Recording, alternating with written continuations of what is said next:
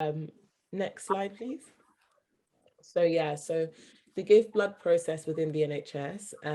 So we actually there's like this lovely updated image that the NHS shares every 2 weeks on a Thursday. Luckily, we got the update just before our meeting, which was last week Thursday, as to what the stock levels were currently. So as of Thursday, the 19th of August, 2021, there's only 4 days left. This is national, by the way. This isn't local for London and our region, but this is national levels. So nationally, they have 4 days left of stock of O positive and 5 days left of stock of um, A positive and O minus, O negative and B negative blood types. These are the blood types that are most in need, mainly because they're the blood types that are a bit more universal. They can donate to a lot of people. They're the blood types that most people will need as well. So those are the blood types that the NHS really, really look for when they're looking for stock levels. But as you know, that they only look to maintain a 6-day level of stock of red blood cells. Something really, really to keep in mind with with these figures as well, is that the NHS is desperately looking for more donors that are O positive, A positive, O negative, and B negative. And please do book your appointments. And if you don't know what your blood type is, if you book your appointment, they are able to tell you what your blood type is. But as you will see on here, that they only look to maintain 6 days of stock to ensure the safety of the blood that they get given.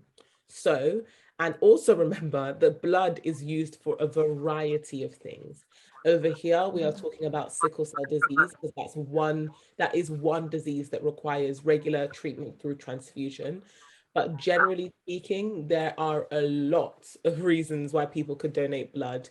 We've spoken about COVID, but I think that a way that we might all know from, watching movies as well is things like when people get into car accidents, when people are need like dialysis.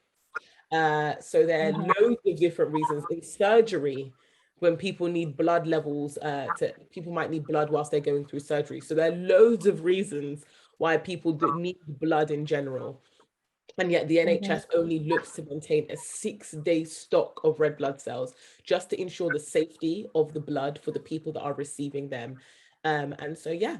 So in terms of the give blood process, when we look at our messaging that we're going to give to you all today, we're going to take a look at it as like before you give blood, whilst you're giving blood, and what happens after. So before you give blood, what you need to check if you're able to donate.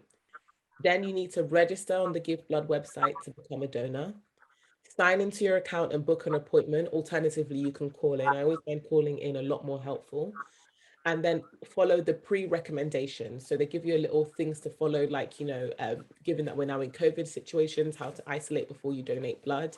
One thing about the NHS as well is that because there are so little donors, that there are just so many people that aren't really donating blood.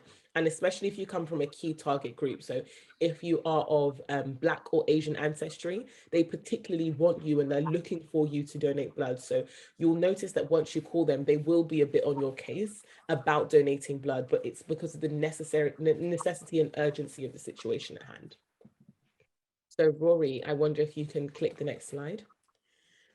And this is something that we've gone over quite a bit. So we've spoken about how people with sickle cell trait can actually donate blood. I'm going to just give an article in the group, in the chat function on Zoom as well, which talks about the new campaign that basically says people with sickle cell trait can donate blood and the benefits of donating when you do have sickle cell trait and the little things to keep in mind. But this slide just shows just how wide the scope is of people who can donate blood. So if you're fit and healthy, if you weigh anything between 50 kg and 158 kg, if you're aged between 17 and 66 or 17 and 70 if you've donated blood before, if you are over 70 and you've given a full blood donation in the last 2 years, these are the main criteria of people who are eligible to give blood. Of course, there are little things such as there are people that do have certain blood conditions or certain conditions, but if you once you sign up to the register, there's a long list of things you have to tick. So, for example, there are certain medications that people might take that permit them from not donating blood, but they're more about that. Your individual situation can be found over here on this website. that can look through like who can give blood and who can't do. We will share this website around with you all as well. Next slide, please. So the give blood process, what happens when you donate? So this comes in 3 parts. So the first part of this is the welcome and preparation. So when you get to the blood donation site, you'll be given a donor safety card, and you'll also be given like a 500 ml of water bottle. So that's a standard water bottle that you pick up at your local shop to drink, and that's just to ensure that you're hydrated. It's just preparing you for the process of how this process of donating blood will go. And then you will have a health screening. This will be taken by a healthcare professional. They will make sure that it is safe for you to donate blood. They will test the iron levels in your blood. If you're like me, I suffer sickle cell trait, but as a result of me being sickle cell trait, I suffer from chronic anemia, which is anemia that just never gets better. Occasionally, I could just go through periods where I just feel so tired. And so because of that, there are only certain periods in the year where I can actually donate blood. And so when those periods come, that's usually when the NHS asks me if I would like to donate. And if you aren't able to donate, however, they will tell you, which has happened to me before, if you aren't able to donate, they will give me another date or give you another date where you can donate blood and something can happen, something can be brought up for you because of that.